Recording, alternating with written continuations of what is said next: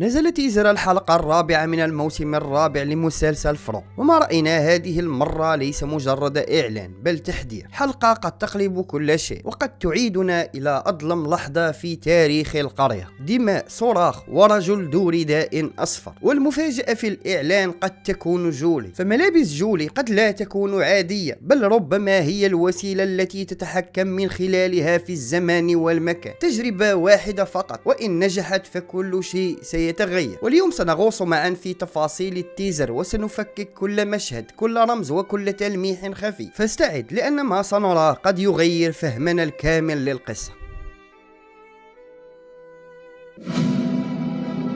That thing I carried inside me. We came in a car just like the rest of us. And when everyone died, I saw him. He was eating her.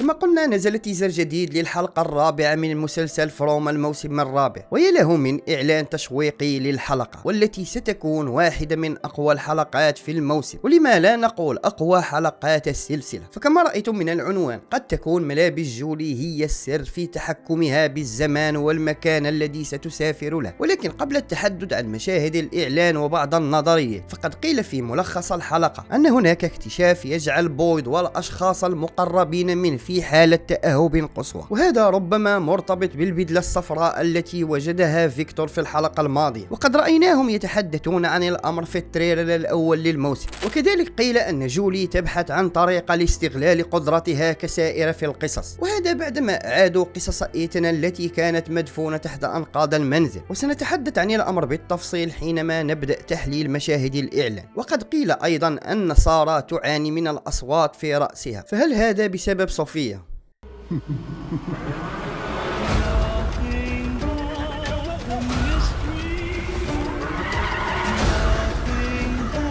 Lord, please protect us in this dark place.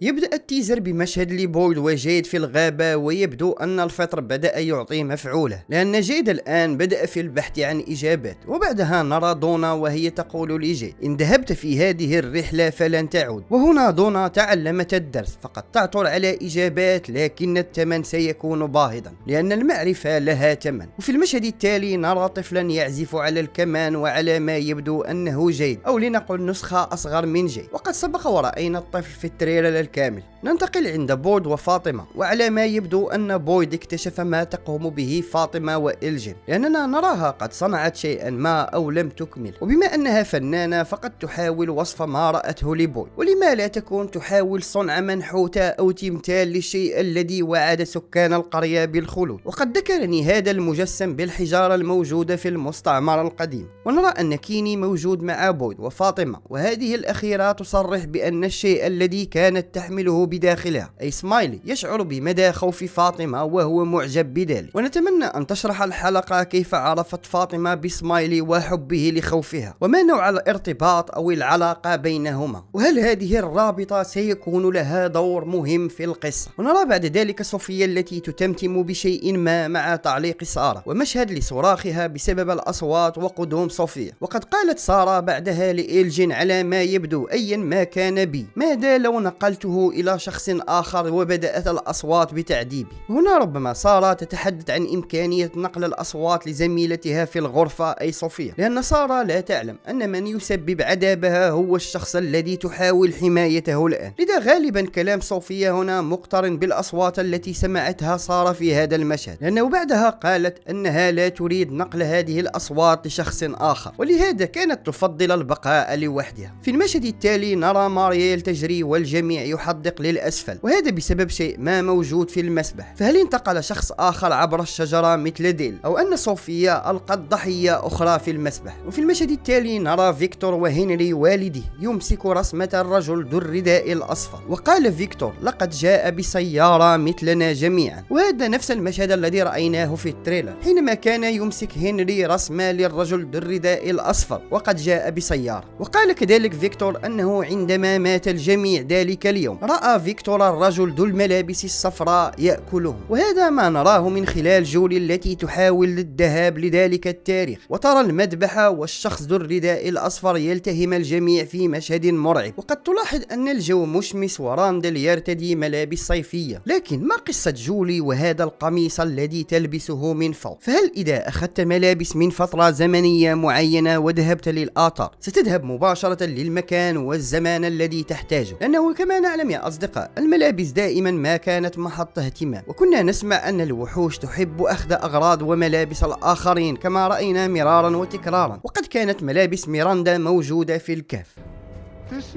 It's your mother's. This is your mother's. No. They like to take things. Why? I don't know. They just do. فهل هذا سيرتبط ببحث أوكوتسا في كل تلك الأغراض القديمة كما قال لها بوي؟ لأن هذه الأغراض ستساعدهم في معرفة هوية من سكنوا هنا قديما. فملابس جوليا أصدقاء هنا تبدو جد قديمة، وملابسها أيضا متغيرة في لحظة عودتها نهاية الموسم الماضي، وكذلك لاحظنا أن شعرها أقصر، مما يعني أنها تعلمت من خطأها، لأنها سابقا أمسكت من شعرها آخر مرة، وهذا ربما يفسر المشهد الختامي من الموسم الثالث.